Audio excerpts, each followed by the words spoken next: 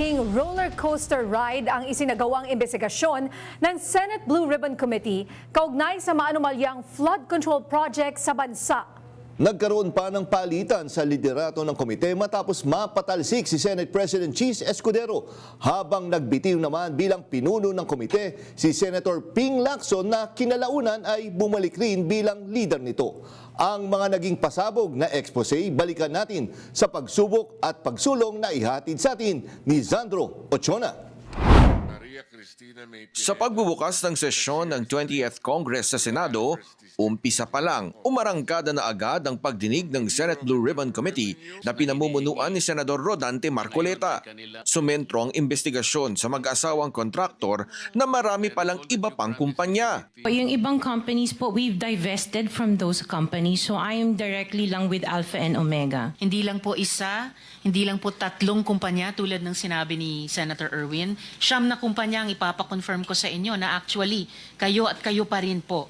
Kayo pa rin po ang may-ari. Doon na bumulaga ang laki ng kita ng mga kumpanyang kinukuhang kontraktor ng pamahalaan gaya ng mag-asawang Curly at Sara Diskaya. Saan nyo gagamitin yung 28 kotse na luxury cars?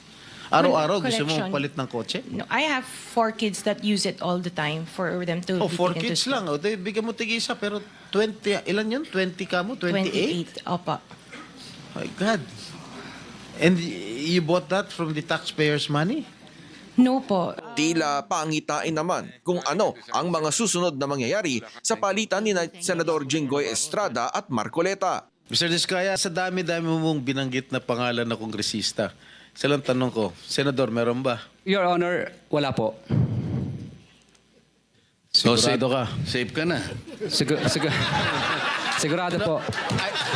You know, I resent that statement, Mr. Chair. I resent that statement. Safe ka na. Okay. Di ba? Safe na. Kinalaunan kasi, idinawit na siya ng dating opisyal ng DPWH. Pero, kailan nga ba nagsimula ang anomalya sa flood control projects? Yung mga flood control projects, kailan kayo nag-engage ng flood control projects sa DPWH? Siguro mga 2016 onwards. Please make sure of your answer. Yes po, 2016 onwards po. 2016 onwards? Yes po. Humarap din si Orly Guteza, ang nagpakilalang security consultant at umano'y bagman ni dating Ako Bicol Party List Representative Zaldico na dati ring pinuno ng House Appropriations Committee, kung saan direkta niyang iniugnay si Ko at iba pang mga kongresista.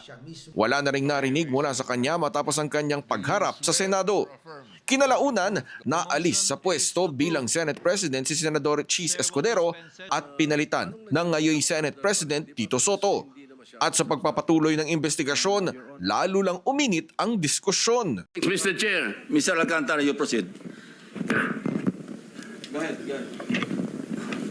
I will register my continuing objection, Mr. Chair. I will question the objectivity of these proceedings if you will not allow me raise these points. Maybe in the plenary this afternoon I will raise it. Pero di natinag sa pagsiwalat ang dating Bulacan District Engineer na si Henry Alcantara at inginuso ang iba pang senador gaya ni Senador Joel Villanueva. Ang halagang 150 million dila ko sa rest house sa Barangay Igulot, Bukay, Bulacan, na iniiwan ko po sa tao niya na ang nagangalan lang pong Peng. Sinabi ko kay Peng na pakibigay na lang kay boss, tulong lamang yan para sa future na plano niya. Kay Senator Jinggoy naman po, sa pagkakatanda ko, nasa 2024 budget hearing kami sa Senado. Kasama ko si Yusek Bernardo sa pagitan ng alas 9 hanggang alas 10 ng gabi.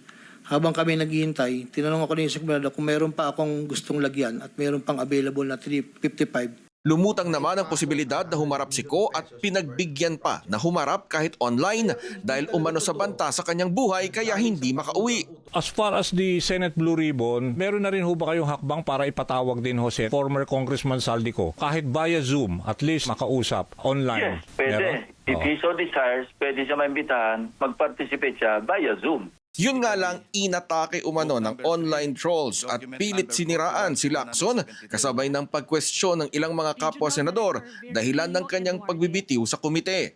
Pero ibinalik rin siya sa pwesto kinalaunan.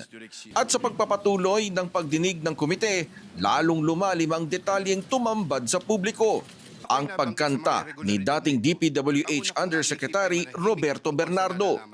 Idinawit niya ang ilang dati at kasalukuyang senador sa maanumalyang flood control projects. Upon full recollection, there were 2 deliveries. The first delivery amounted to 340 million at a house in Horseshoe Village, Quezon City, and the second delivery amounted to at least 200 million at another house, but also in Horseshoe Village, Quezon City. After the second delivery, Carlene told me, "Kinuha na ni Sir, salamat raw. Hindi ka raw kakalimutan sa Makati." The Sir refers to the husband of Senator Binay. Hindi pa malinaw kung masusundan pa ang pagdinig ng Senate Blue Ribbon Committee sa darating na taon.